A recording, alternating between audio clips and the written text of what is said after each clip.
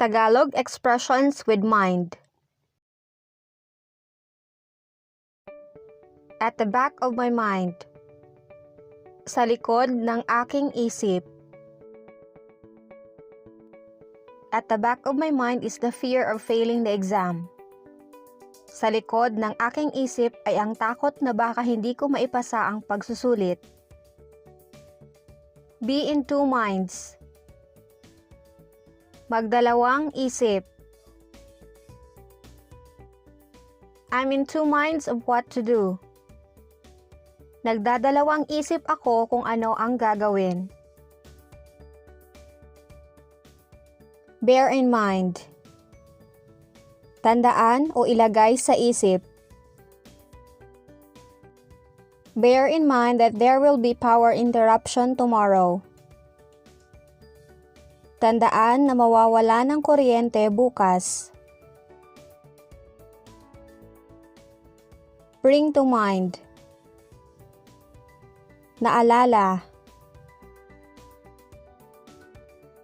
This house brings to my mind the kind of living we have before. Ang bahay na ito ay nagpaalala sa akin kung anong klaseng buhay meron kami noon. Broaden the mind. Pinalalawak ang kaisipan. You need to broaden your mind about this matter. Kailangan mong palawakin ang iyong kaisipan tungkol sa bagay na ito. Change my mind. Nagbago ang isip ko.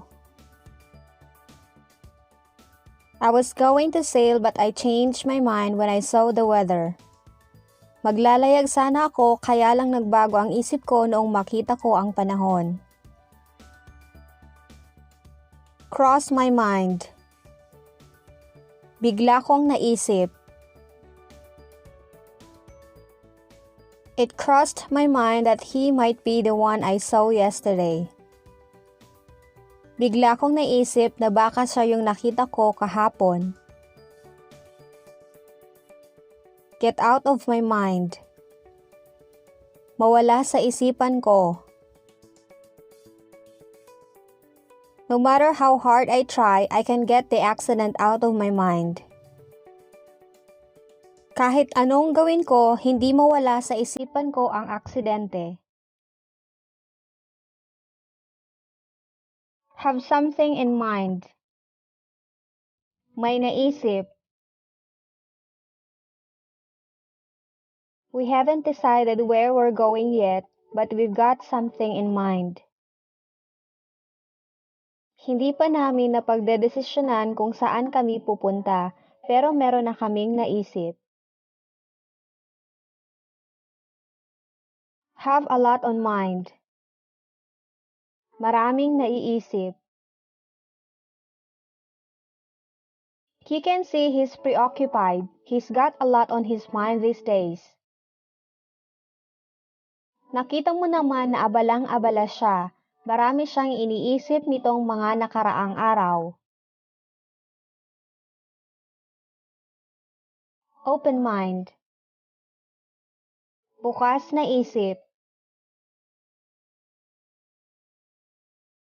Please open your mind about my proposal. It will work.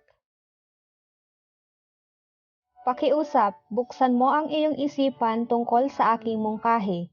Gagana yon.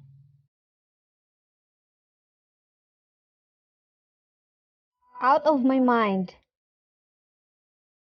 Nababaliw. Are you out of your mind? This is my room, not yours. So, get out of here. Nababaliw ka na ba? Kwarto ko to at hindi sayo, kaya lumabas ka na.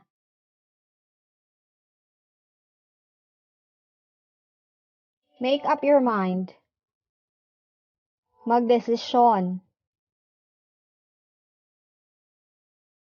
There are many options. I can't make up my mind. Maraming pagpipilian, hindi ako makapagdesisyon. Mind your own business. Huwag kang makialam. Don't tell me what to do. Mind your own business. Huwag mong sabihin sa akin ang dapat gawin. Huwag kang makialam. Never mind. Huwag intindihin. Never mind what I've told you before. I'm just tired. Huwag mo nang intindihin yung sinabi ko dati. Pagod lang ako. Peace of mind. Panatag na isip. I will have peace of mind if I found my wallet. Mapapanatag lang ang isip ko kapag nahanap ko na ang pitaka ko.